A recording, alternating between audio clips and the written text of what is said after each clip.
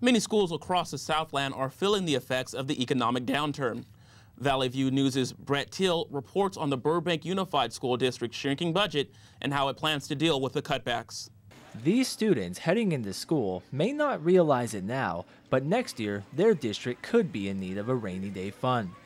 Burbank schools are bracing for losses of up to $3 million in funding, according to next year's state budget proposals. School officials say to offset the losses, class sizes will likely be increased. Bonnie Burrow teaches photography at John Burroughs High School. She says larger classes will have a negative impact on student-teacher interaction. Right now I've got a small class where I can do individual work, individual consultation with all of them. A bigger class like this that's got 30 to 35, I try my best, but I do find that I spend less time with each one.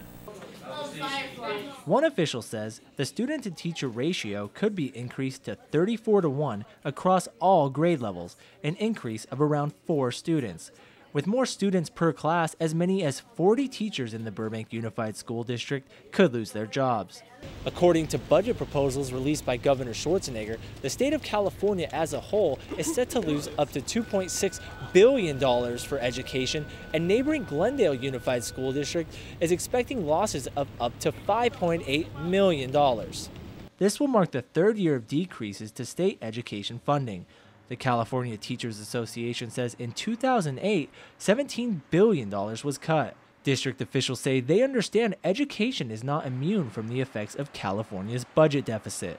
You know, I'd love to say that school districts should be held harmless from everything that's going on, but you can't get blood out of a turnip. I mean, every public service in the state is screaming for a larger piece of a shrinking pie.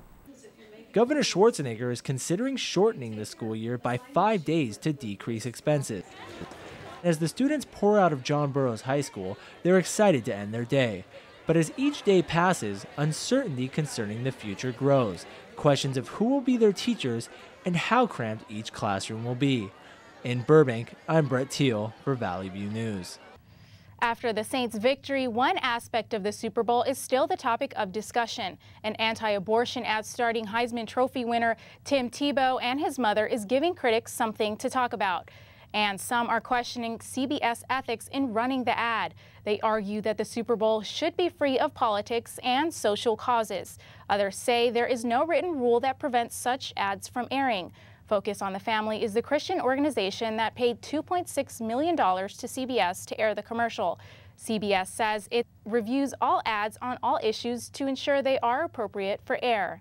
Well, who dat say they're going to beat the Saints? It wasn't the Colts. We have Super Bowl highlights coming up after the break. With some exciting sports news, here's Brett Teal.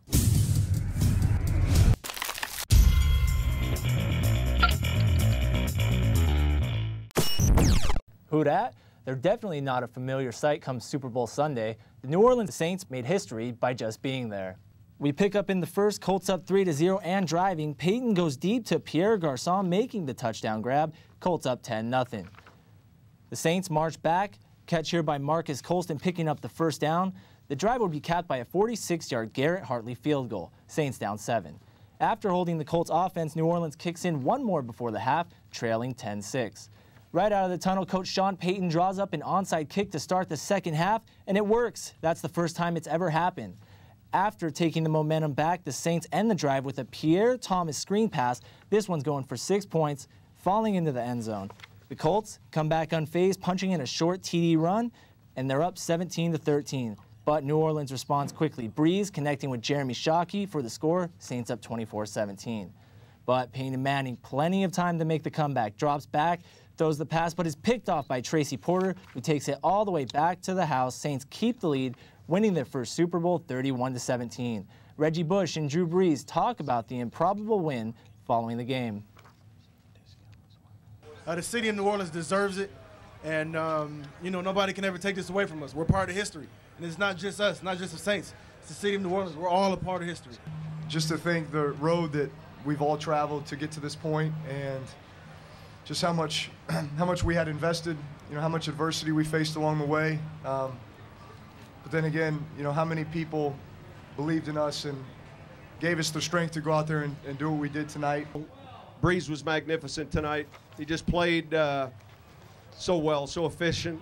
I thought we blocked them pretty good, gave them time. We had the 1 sack, but this is pretty strong right here. Can't describe how it feels. The Saints and their fans definitely deserve to celebrate, but the team will have a busy offseason with nearly half of their players up for new contracts. It was the most watched Super Bowl in NFL history, and the New Orleans faithful finally have something to celebrate. Saints fanatics were on hand throughout the city watching their team make history 4.5 years after Hurricane Katrina. 43 years in the league and 0 rings to show for it, the Big Easy was past due to finally win the big one, but they finally did 31-17. The team's inspiring season highlights New Orleans' recovery from one of the worst hurricanes in the country's history. The NBA All-Star Game is being played at Cowboys Stadium in Dallas, and it promises to be a historic night.